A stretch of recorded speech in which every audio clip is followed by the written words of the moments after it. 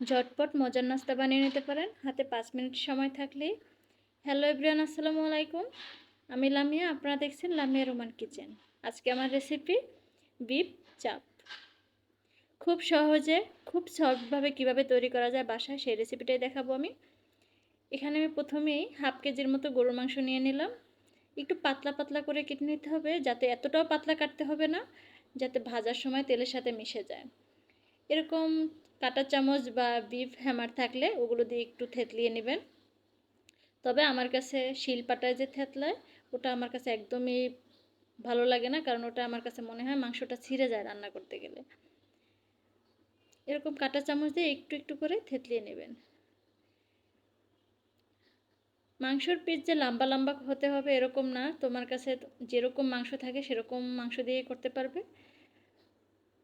সাইজে ছোট হলেও সমস্যা নেই। এভাবে একটু কাঁটা চামচ দিয়ে দুদিকটা থেতলিয়ে নিতে হবে।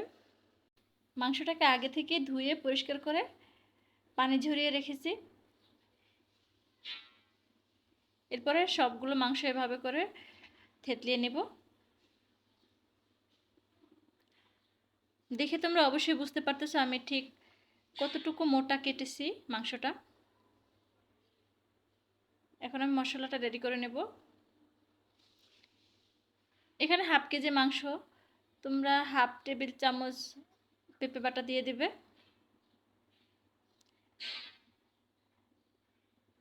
1 টেবিল চামচ দিলে কি হবে, মাংসটা ছিঁড়ে যেতে যাবে।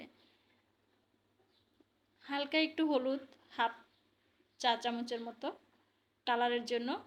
এরপর ঝালের অনুযায়ী তোমরা মরিচ গুঁড়ো দিয়ে দিবে। আমি এখানে 1 টেবিল চামচ মরিচ গুঁড়ো দিয়ে দিলাম। এরপরে গরম মশলার যে গুঁড়ো ছিল ওগুলো দিয়ে দিলাম। দারচিনি, এলাচি, জয়ফল, জয়ত্রী এগুলো আমি আগে থেকেই গুঁড়ো করে রেখেছি, এগুলো দিয়ে দিলাম হাফ চামচ। জিরা গুঁড়ো হাফ চামচ।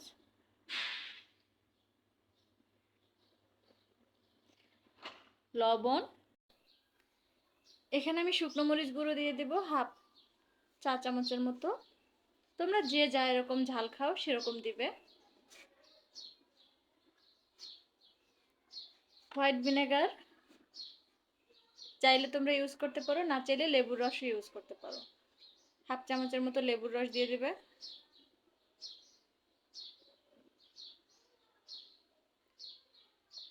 ভিনেগার দিলে আর লেবুর রস দিতে হবে না বা টক দই দিতে হবে না। আমার কাছে ভিনেগার ছিল তাই আমি ভিনেগার ইউজ করছি। এখানে তোমরা চাইলে টক দই ইউজ করতে পারো।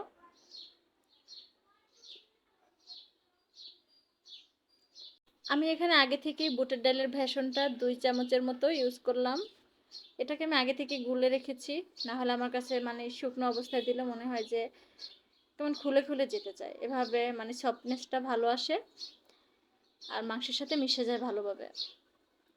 তোমরা চাইলে আগে থেকে পানি দিয়ে গুলে রেখে ইউজ করতে পারো বা শুকনোভাবেও দিতে পারো।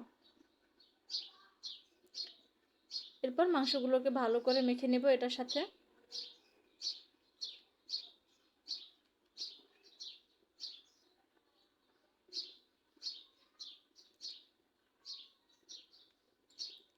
ঘরে মেহমান আসবে বা এসব জানা থাকলে আগে থেকে এগুলো রেডি করে ম্যারিনেট করে ফ্রিজে রেখে দেওয়া যায়।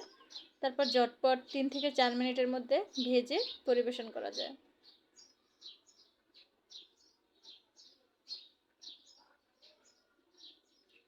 ভালো করে ঘষে ঘষে মাখাতে হবে যাতে কোনো জায়গা ফাঁকা না থাকে।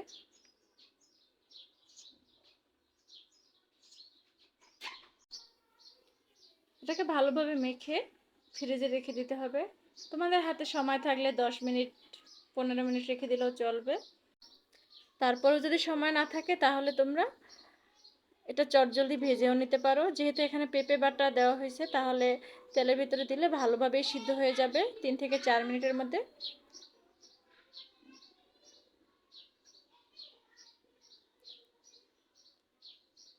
আমি এটাকে 1 ঘন্টার মতো ফ্রিজে রেখে দেব। দেখো এটা এরকম একটা কালার আসবে।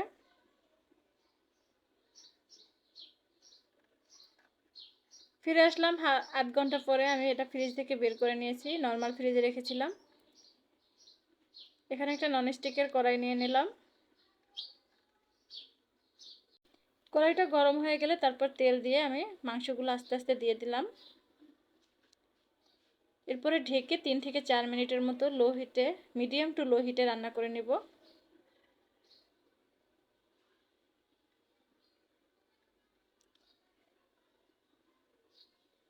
তোমরা চাইলে এটা ঢেকে না দিয়েও রান্না করতে পারো। হাই হিটে 3 থেকে 4 মিনিট রান্না করলেও হয়ে যাবে। এটা একদম সফট হয়ে গেছে, তোমরা দেখতে পাচ্ছ উল্টাতে গিয়ে ছিঁড়ে যাচ্ছে এরকম একটা অবস্থা। এটা আস্তে আস্তে খুব সাবধানে এপিস ওপিস করে ভেজে নিতে হবে। আমি আবার ঢেকে দিলাম 1 মিনিটের মতো। ফিরে আসলাম 1 থেকে 1.5 মিনিট পরে।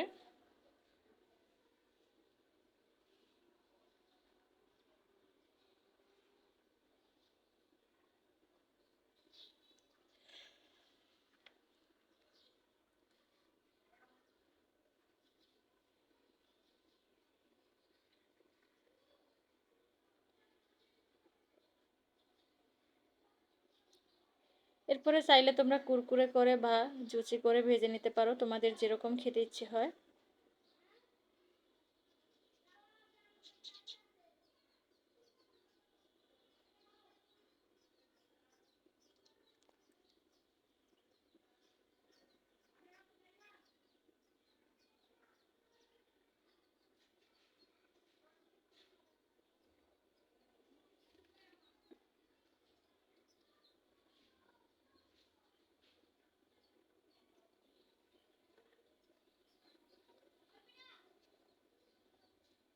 এই চাপগুলো গরম গরম লুচি পরোটার সাথে সার্ভ করবে, খেতে খুবই ভালো লাগে।